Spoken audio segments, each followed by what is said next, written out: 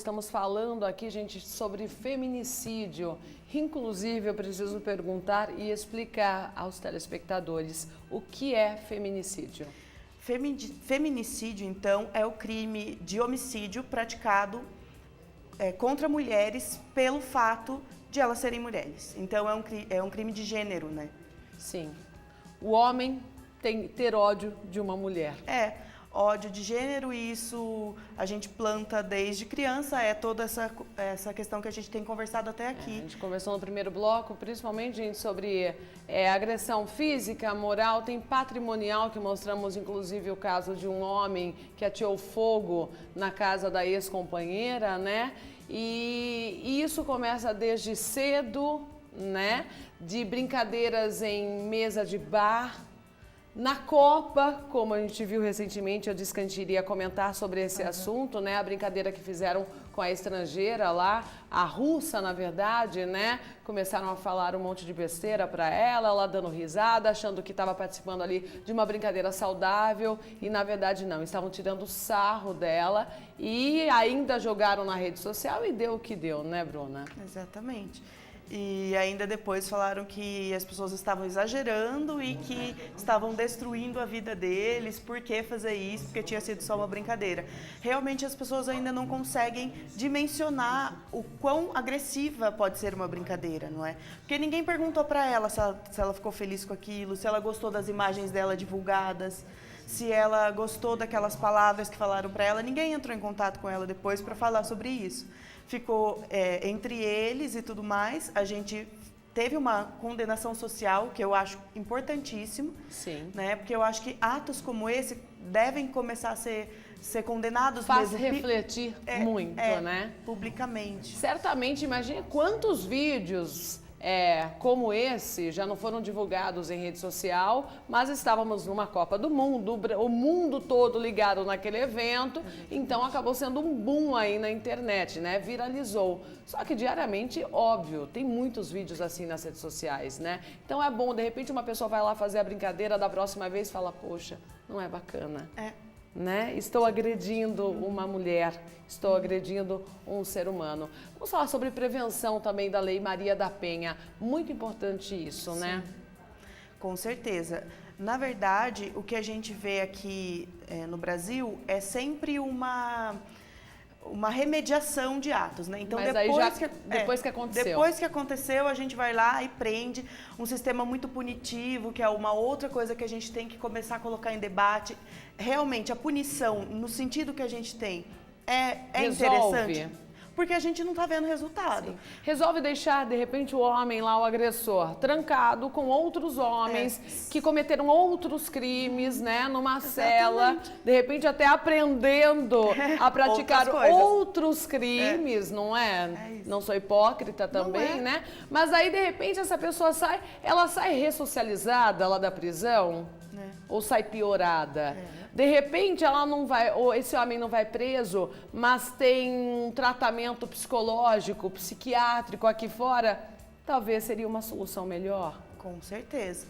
Porque é isso, você trancar muitas pessoas juntas. A gente sabe que isso não vai resolver problema de violência. Isso pode trazer uma revolta nessa pessoa. Porque a gente sabe que o nosso sistema carcerário é super precário, super lotado. E aí a gente tem muita reincidência, a gente não resolve nada com esse sistema. Então a gente está punindo pessoas. Mas e se a gente reeducar essas pessoas? Será que não seria um caminho melhor? Não seria realmente positivo para o país o resultado que isso traria?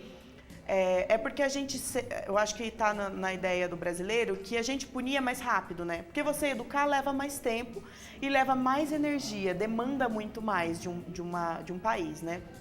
Mas a gente não tem, isso parece senso comum, mas a gente não tem como a gente fugir da educação. É como começar do zero mesmo, né, Bruna? Exatamente. Com muita paciência, né? As eleições estão aí, gente, então assim, é o momento da gente escolher os nossos futuros candidatos para não acontecer o que a gente vem sentindo na pele aí, né?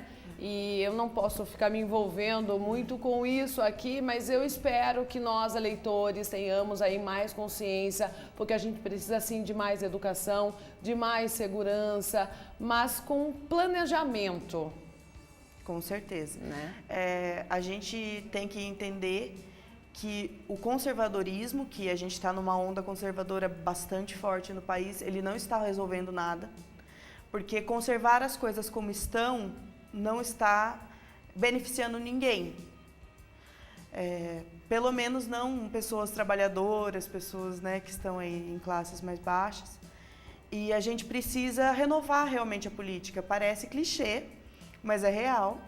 E a gente está trabalhando aí com a velha política a vida toda e a gente está vendo que isso não está funcionando.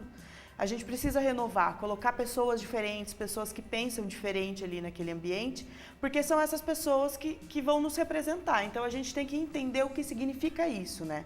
O que é representatividade? É você ver uma pessoa que entende do que você está vivendo e entrar lá para que ela... Porque a gente sabe que não é uma questão individual, é uma questão coletiva, isso a gente tem que pensar também. O que eu desejo, o que eu preciso, também é desejo e é necessidade de um grupo de pessoas. E isso torna necessária a representatividade. No caso, nós precisamos que mulheres se elejam, porque a gente entende das nossas pautas, das nossas dificuldades, das nossas necessidades de saúde, de educação para filhos e assim por diante. Então, a gente sabe que se são mulheres que vão entender disso, a gente precisa que mulheres estejam lá, não é mesmo? Assim como uma mulher negra precisa de uma mulher negra, porque uma mulher branca entende até o ponto de ser mulher, mas ela não entende o que é a dificuldade de você sofrer racismo, de você sofrer violência, além da violência de gênero, a violência racial. Então, a gente precisa dessas mulheres. Então, a gente precisa de representatividade. As pessoas precisam entender isso, para tirar essa velha política de lá, que não representa quase ninguém. Com certeza. Ainda falando sobre esse assunto, chegou aqui uma pergunta para você, Bruno Isaías, lá de Frecheirinha, Ceará. Vocês acham que com a evolução das leis e as mulheres chegando em sua maioria ao poder público, que a gente acabou de citar aqui, econômico, legislativo e judiciário, pode futuramente gerar um tipo de preconceito contra os homens? Olha os homens preocupados com as mulheres invadindo, predominando o mundo. Imagina, gente. Não, gente, isso é uma coisa que nem está em cogitação, porque a gente ainda está numa condição muito subalterna. Muita. E o que a gente busca, a gente deixa claro aqui, o movimento feminista é equidade, é igualdade. E não ser mais. Exatamente, não ser mais. A questão é que ainda a gente está muito abaixo. A gente precisa da igualdade. Por que o movimento conservador barra tanto? Porque existe uma perda de privilégios, a gente sabe disso. Então, quem está lá são homens. Para que mais mulheres entrem, o que vai ter que acontecer? Alguns homens vão ter que sair. Sim. E isso gera uma resistência realmente. Mas não tem o que a gente fazer, porque é uma questão de justiça mesmo, de justiça social. Uma questão machista que eu acabei de lembrar aqui, que é uma crença, na verdade, que desde pequena a criança já cresce, Bruna. Mulher no volante, perigo constante. Não é isso? É incrível. E é o machismo. Claro. Né? Ver uma mulher... Ih, foi mulher. Quando é um homem que sofre um acidente, não fala nada. Mas se for mulher... Ih, é mulher, tá vendo? Por isso que o carro bateu. É incrível, né? São pequenas coisas do dia a dia que a gente vai lembrando assim. Isso é um ato machista. Lugar de mulher é na cozinha, lugar de mulher é no tanque, mulher não entende de futebol, mulher... Então... Lugar de mulher é onde ela quiser, é isso, né? Nós podemos vestir o que a gente quiser também. Pode ser uma roupa curta, decotada, se a gente se sentir bem, se a gente se olhar no espelho e se sentir bonita, é o que vale, gente. E o homem não tem o direito de apontar e falar, tá feio, tá curto, tira. E isso dentro de casa, pensando no ambiente doméstico, e quando a gente sai, a gente tem que pensar no ambiente das ruas também.